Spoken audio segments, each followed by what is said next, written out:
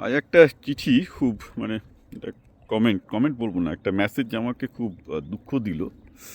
ভদ্রলোক স্পেনে থাকেন। স্পেনে থেকে কেরিয়ারে ভালোই করছেন, আইটি ইঞ্জিনিয়ার, 37-40 বছর বয়স। বছরে একবার করে বাড়িতে আসেন। বলেন যে দেখুন দাদা, আমাকে এখন প্রায় বাপ মায়ের একমাত্র ছেলে, এক কথা শুনতে হয় যে আমি বাবা মাকে টেক কেয়ার করতে পারছি না।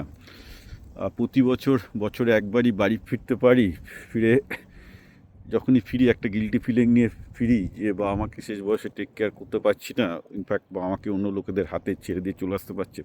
খুবই সেন্সিটিভ লেখা উনি লিখেছেন, অ্যান্ড আই অ্যাবসলিউটলি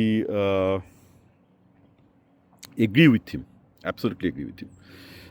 আমি বেসিক্যালি এটাই বলবো যে দেখুন, এই ফিলিংসটা আমার মধ্যেও ছিল, যার জন্যে আমি কলকাতায় আমার অপারেশন স্টার্ট করার একটা বিজনেস অপারেশন স্টার্ট করার একটা বড়ো কারণ, যাতে কলকাতায় আমি 3-4 মাস থাকতে পারি। ইনফ্যাক্ট আমি 2014 থেকে 2024 পর্যন্ত কলকাতায় প্রায় 3 মাস করে, 3-4 মাস, 5 মাসও থেকেছি। মানে 5-6 বার আসতাম, অ্যাভারেজে 5-6 বার আসতাম। এখনও যাচ্ছি, এখনও বাবা যেহেতু বেঁচে আছেন, মা যতদিন ছিলেন আমি তো 5-6 বার আসতাম, বাবা বেঁচে আছেন, এখনও 3-4 বার যাচ্ছি, কোনো অসুবিধা কিছু নেই।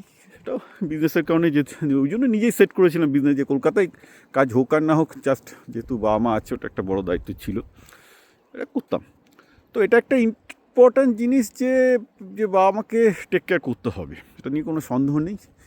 এবং যারা ইউএসএতে চাকরি করছে বা করছে, পুরোপুরি তাদের পক্ষে এটা একটা কঠিনই হয়, কারণ বাবা মা তো বিদেশে এসে থাকতে চায় না, কেউ ভালো লাগে না থাকা, পানিশমেন্ট দেওয়া উচিত না। It's a good thing.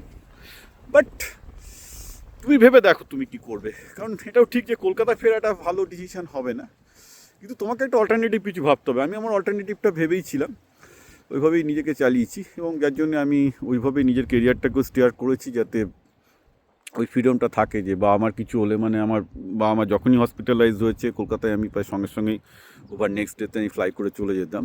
এই ঘটনা বারবার আমার লাইফে হয়েছে। So it's okay, you have to cope up with it.